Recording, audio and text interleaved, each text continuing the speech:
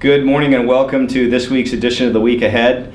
Not surprisingly, end of January, legislature is very busy. A lot going on with work sessions.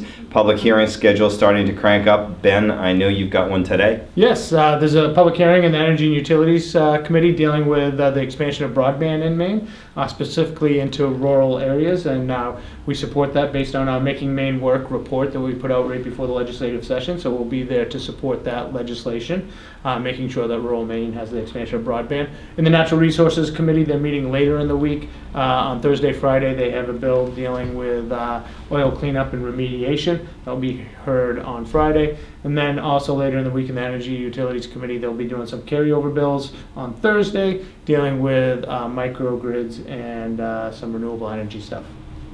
Linda? In tax, we have a public hearing today on the technical changes bill. We're just going to be monitoring that. And on Thursday, we've got two work sessions.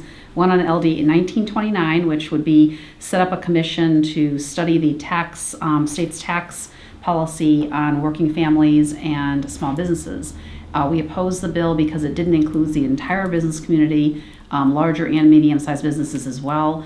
So we'll just have to wait and see what happens with that bill. The other bill is 1898, which would basically require Maine Revenue Services to value large energy generation projects that are both located in the unorganized territories and the organized territories. We supported that bill, and we'll just wait and see what happens at the work session. Megan? Education has a number of work sessions this week. A lot of them are on carryover bills some of which we supported last session. One is on an apprenticeship bill sponsored by Lisa Keim, and the other one is a bill that would create an early learning department within the Department of Education. Also later on in the week, the Department of Ed will come into the Education Committee to discuss the strategic plan. And then in the IDEA Committee, they have a work session on the right to repair bill. Today? Yes. Today.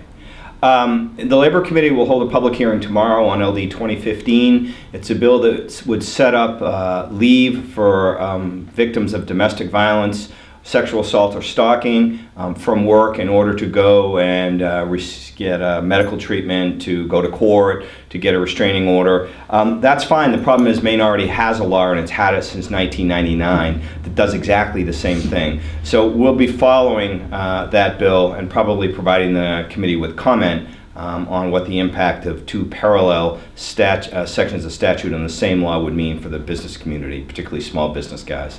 And over the horizon next week, the Health Care, Insurance and Financial Services Committee will hold a public hearing on the governor's signature health care bill, LD 2007. It's a big bill, a lot of moving parts. It deals with the individual market, the small group market, and also setting up a state-based exchange for the purposes of buying insurance through the ACA.